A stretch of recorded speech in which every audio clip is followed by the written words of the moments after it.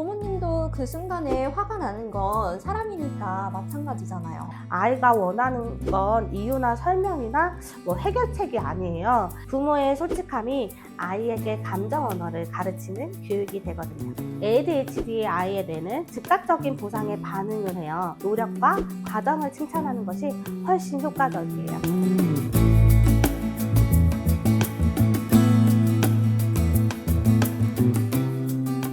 막상 아이가 감정이 폭발하게 되면 부모도 같이 화가 나잖아요. 그 순간에는 어떻게 해야 할지 알려주실 수 있으세요? 네, 이게 가장 현실적인 질문이에요. 감정이 폭발한 순간에는 대화는 아무것도 안 돼요. 그래서 그 순간에 대화를 멈추는 게 오히려 더 현명한 선택이에요. 그냥 두라는 건가요? 네, 아닙니다. 그냥 들어가는 것과는 달라요. 제가 3단계 진정 프로세스라고 불리는 방법을 알려드리겠습니다. 네. 1단계는 먼저 멈춤입니다. 네, 말을 멈추고 목소리 톤을 낮추는 것인데요. 부모가 먼저 멈춰야 해요. 이게 스탑 사인이에요. 네, 아이가 폭발을 했을 때 부모도 같이 목소리를 높이면 아이의 뇌는 더 강하게 위협 모드로 들어가요.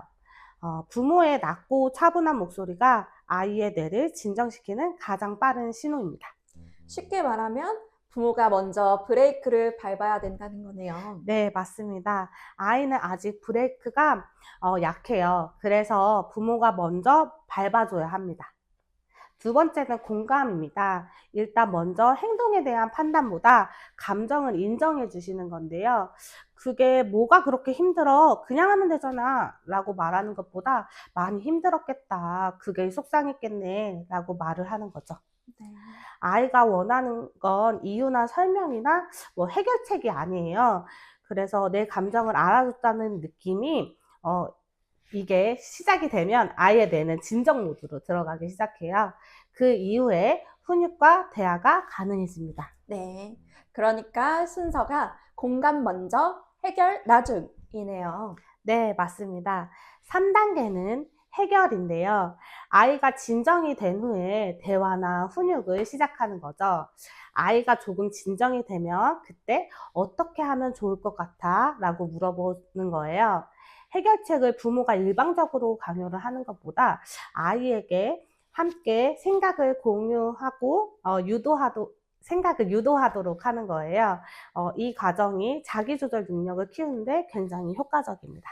아, 선생님, 그럼 부모님도 그 순간에 화가 나는 건 사람이니까 마찬가지잖아요. 네, 아주 중요한 질문입니다. 사실 부모가 먼저 자기 감정을 인식하시는 연습을 조금 해야 돼요. 네, 지금 내가 화가 났다라고 인식하는 것만으로도 아이에게 반응이 달라집니다. 그리고 아이한테 엄마도 지금 화가 났어. 잠깐 같이 진정하자라고 솔직하게 말해주는 것도 아주 좋습니다. 부모의 솔직함이 아이에게 감정 언어를 가르치는 교육이 되거든요. 부모도 완벽하지 않아도 된다는 거네요. 완벽한 부모가 목표가 아니에요. 아이와 함께 감정을 배워가는 부모가 훨씬 더 효과적입니다. 선생님, ADHD 아이를 키우다 보면 혼내는 일은 많고 칭찬할 기회는 적은 것 같아요. 어떻게 칭찬을 잘 활용할 수 있을까요? 네, 이 부분도 정말 중요해요. ADHD 아이들은 하루에도 수십 번 부정적인 피드백을 받는다고 말씀드렸잖아요. 선생님한테, 그리고 친구한테, 부모한테. 그래서 칭찬은 그냥 착한 행동에 대한 보상이 아니라 아이의 자존감을 지키는 생명선입니다. 자, 칭찬을 하는 효과적인 방법이 있는데요. 이번에는 3가지로 말씀드릴게요. 자, 첫째는 결과가 아닌 과정을 칭찬하는 겁니다. 100점이나 맞았어? 너무 잘했다 라고 말하는 것보다 오늘 끝까지 앉아서 숙제를 정말 다 했네. 그거 진짜 대단한 거야 라고 말해주는 거죠. 네, ADHD 아이에게 결과가 아니라 노력과 과정을 칭찬하는 것이 훨씬 효과적이에요.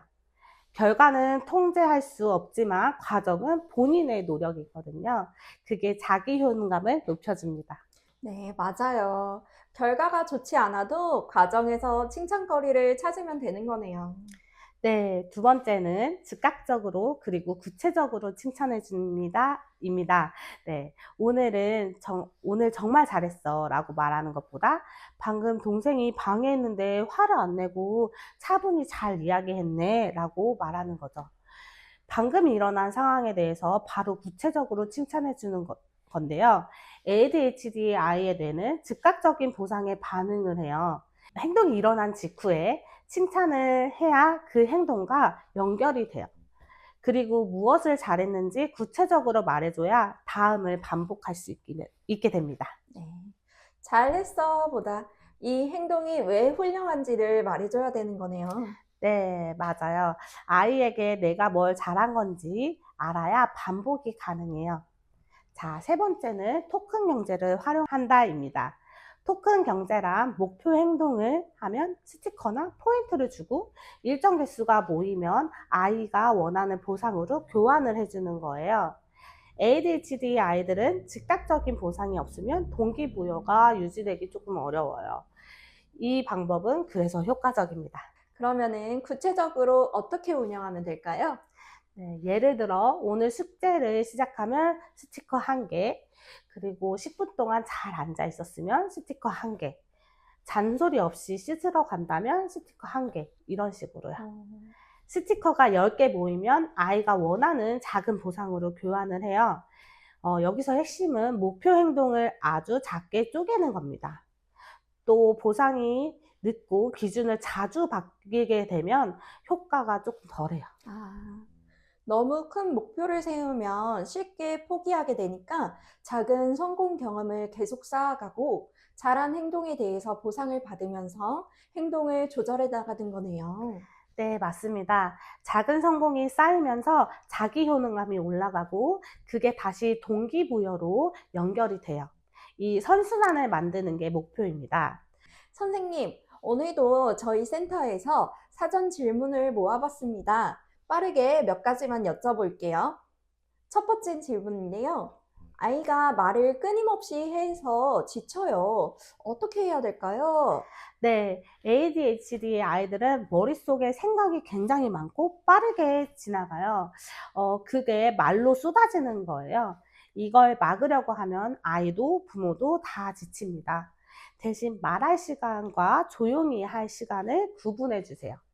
예를 들어 저녁을 먹고 나서 10분 동안 오늘 하고 싶은 말을 다 해도 돼 라고 말해주면 아이도 기다려줄 수 있어요. 아, 충동을 억누르는 게 아니라 배출구를 정해주는 방식이네요.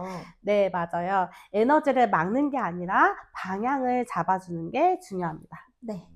자, 두 번째 질문은 매일 같은 걸 수십 번 말해야 해서 지쳐요. 방법이 있을까요?